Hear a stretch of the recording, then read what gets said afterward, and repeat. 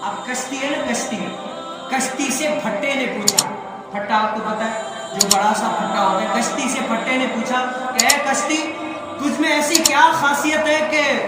تو بھی پانی میں گرتی ہے، پانی میں چلتی ہے تو ہزاروں لوگوں کو ترا کر پار کرا دیتی ہے، میں بھی پھٹی ہوں، میں بھی پھٹا ہوں، اگر مجھے پانی میں ڈال دیا جائے تو میں تیر تک پہنچ جاتی ہوں، آخر وجہ کے پٹا ہونے میں، پٹی ہونے میں، مجھ میں تجھ میں فرق کچھ بھی نہیں ہے، میں بھی پٹی کی تم بھی پٹی کی، فائدہ کیا ہے؟ تو اس کشتی نے کمال کا جواب دیا، کمال کا جواب دیا، اس کشتی نے کہا کہ دراصل مجھے کسی کاریگر کے ہاتھ لگے ہوئے، کیا ہے؟ مجھے کسی کاریگر کے ہاتھ لگے ہوئے، اس نے مجھے جو ہے نا پتھر کو خروچ خروچ کر ہیرا بنایا، اس لیے میں خود بھی ترتی ہوں اور دوسروں کو بھی ترا کر لے کر جاتا ہوں، اور تجھے کسی کاریگر کے ہاتھ نہیں لگے دراصل، اسی لیے تو خود بھی تہ میں جاتی ہے اور جو تیرے اوپر سوار ہوگا وہ بھی چلا جاتا۔ یہ علم دین کی فضیلتیں ہیں۔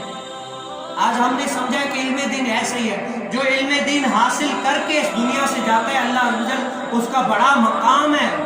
ایسے ویسے نہیں، اس کو ہر چیز کا پتہ ہے۔ اگر آپ علم دین حاصل کریں، آپ کو پتہ لگ جائے گا کہ علم دین میں برکتیں کتنی ہیں،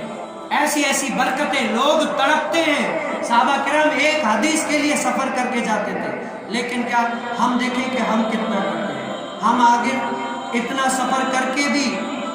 وہاں تک پہنچتے نہیں ہے کہ علم دین ہم حاصل نہیں کر سکتے۔ یہ جو مسجدیں ہیں نا، یہ علم دین کے لیے بھی بنائی گئی ہے کہ یہاں پر علم دین، لوگ علم دین کا چراغ لے کر آگے چلیں، علم دین حاصل کریں، علم دین کو خود سیکھ کر دوسروں کو سکھائیں۔ صرف نمازی اس لیے نہیں ہے کہ فرض پڑھا پھر چلے گئے، نماز پڑھی پھر چلے گئے، نہیں، یہ جو ہے نا یہ ایک قلعہ ہے،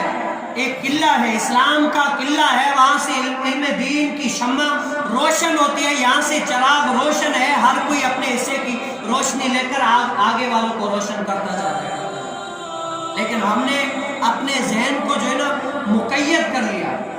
پیک کر لیا، اس کو جو ہے نا بالکل نچوڑ کے اندر رکھ لیا کہ ہم صرف نماز پڑھیں گے اور اپنے گھر والوں کی بات۔ حالانکہ اللہ جل نے ذمہ لیا ہے کہ جو علم دین کی طلب میں ہے نا، میں رب تعالیٰ جو ہے نا اس کا ذمہ لیتا ہوں، اس کے رزق کا ذمہ میں رب لیتا ہوں۔ اب کسی جگہ پر اگر اللہ جل نے یہ فرما دیا ہو، آپ مجھے بتا دیں کہ اللہ جل نے یہ فرمایا کہ بھئی آپ دنیا میں لگ جائیں، پیسے کمائیں، یہ وہ کمائیں تو آپ کے رزق کا میں ضامن ہوں، نہیں،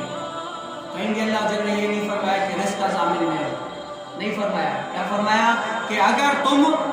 علم کی طلب کے لیے نکلو گے، علم حاصل کرو گے کہ رزق کا ذمہ میں رب لیتا ہوں، تم علم دین حاصل کرو۔ یہ کیا ہوگا؟ علم دین کی فضیلت ہے۔